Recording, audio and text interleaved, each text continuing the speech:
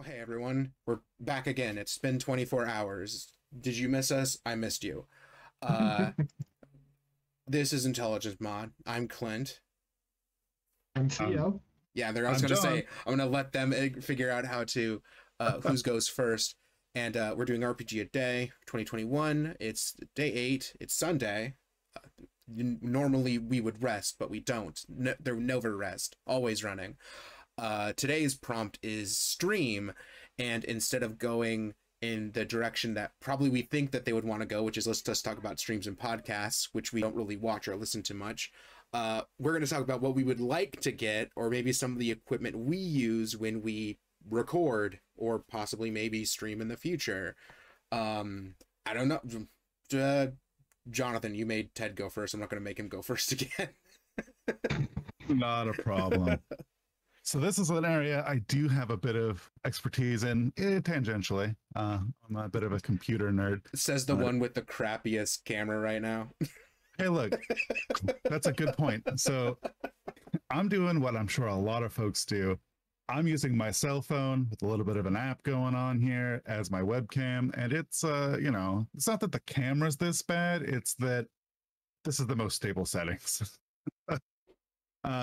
For me, I would like to get a better camera to do more stuff in the future, but at the moment, this is perfectly fine.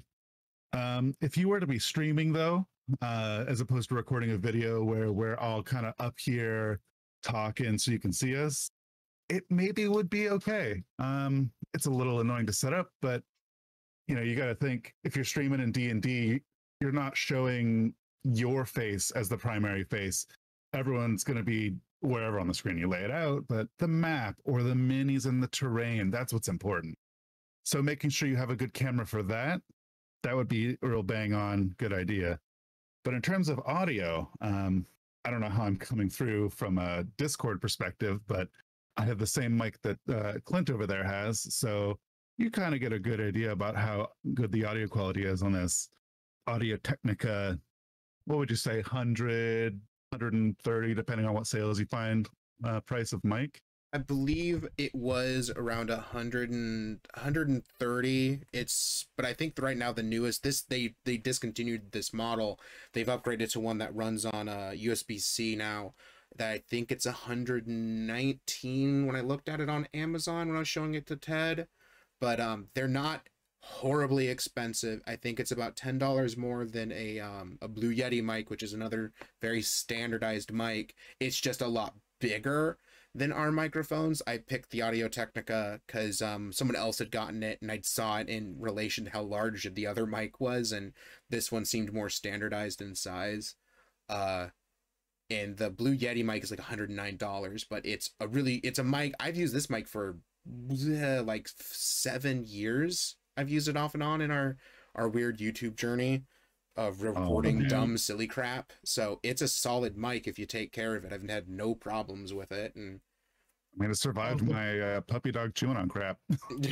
The price is $119. I pulled up from the link that Clint sent me. Okay, that's for the new version of the Audio Technica. Okay. And then, yeah, I think the Blue Yeti is a little bit less than that. I think it's like 109 or something like that. But yeah, I would say that you can easily get away with a credit, because I'm using the built-in webcam on my my Predator, my Predator Helios 300. I only know that because it's a sticker on the laptop, because I'm loaning Ted my webcam, which is I think just a fairly middle ground Logitech webcam. But usually if you're streaming, unless you're, some massive channel, you're usually like really little in the corner. And so you don't have to have a very fancy camera because you can compress it all down. So, but the sound, if people will know if you have a cruddy mic, there's no way to hide that you have like a budget $20 microphone. You grabbed off the Fred Meyer like little stand by the register or something, little earbud mic. Yeah.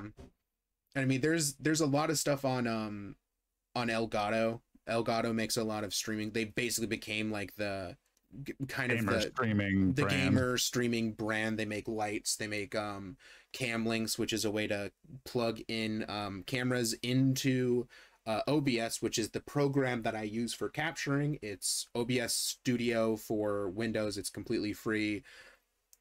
Thousands of tutorials on YouTube of people setting this up. It's how Jonathan and I figured it out on our own how to do it. So that was a fun journey. And right now we're all just in Discord. So we're just in a Discord call right now that I'm just capturing. So you can easily just do that. You could slam 4 more people in if they're willing to have their cameras up and just record that. And, you know, you can have that be a thing, you know. As long as you can see everyone's silly facial expressions, that's probably good enough. If they're open to having their facial expressions seen. Yeah, I've watched some random, like, episodes of some streams from, like, their friends are doing, like, hey, watch this, and I'll watch, like, 5 or 10 minutes, because I have the attention span of a catfish right now. Not a goldfish. They prove goldfish have really good attention. I see a lot of clips on TikTok of Dimension 20 that I think are really funny, and I want to get them a watch. Critical Role. And I'll watch me like, that's cool. I wish I could do that. Stuff like that. Like example, like we were talking like mic wise and things like that. Like I think right now one of my favorite things is like I'm using this really cheap headset for my mic that I picked up at JC Penney. Kind of thing. Like this is what I picked it up because I was able to, and it was like it was that expensive.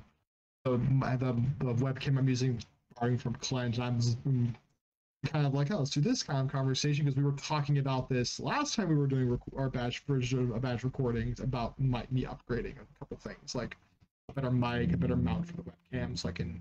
Yeah, and there's some cheap mounts you can get on Amazon that will mount your thing, mount anything you want. Yeah.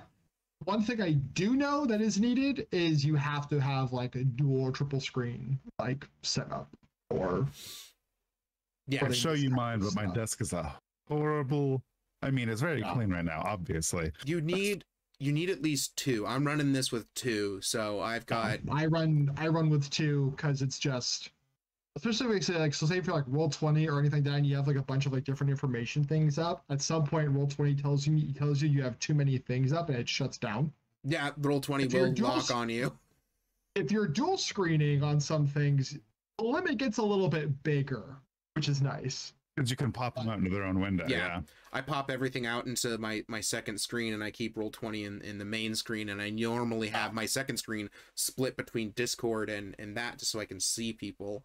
And is normally what I do, but it's you know, in this scenario right now, it's like I have, you know, Discord's open, but I have Chrome on top of it because I'm basically just looking at you guys through OBS instead, so I can monitor my sound and your guys' sound and make sure we're not peaking too much. But we've never streamed. We've always looked at it, and in the early days of Twitch, it was too confusing to understand like the bit rates and you needed to have like a second person monitoring your stream to make sure it actually looked good, and I was just like, too much, don't care, just I'll stick with making videos and editing.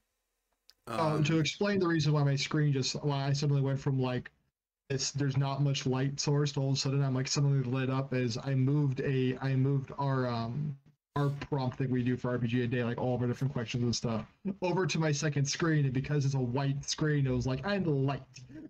That brings another good point up I'd like to mention briefly is lighting. You know, as you guys can tell, we're all 3 lit very differently. Very differently. Clint has natural light from the window literally right next to where he's at. Jonathan is, I'm going to assume, using probably apartment lights or just something like that. Apartment barely has lights. No, it's warm lighting from the lamp we have for the living room. But lighting... And I have a screen. The screen is mine. See, the difficult thing with mine is if I do shut my blinds to make it a little bit more darker, and I could turn maybe this lamp on instead, for some reason, it will like Two-Face. It'll at one point the screen will start to flicker ever so slightly, and it looks like really bad. It almost like this is bad, but this is better.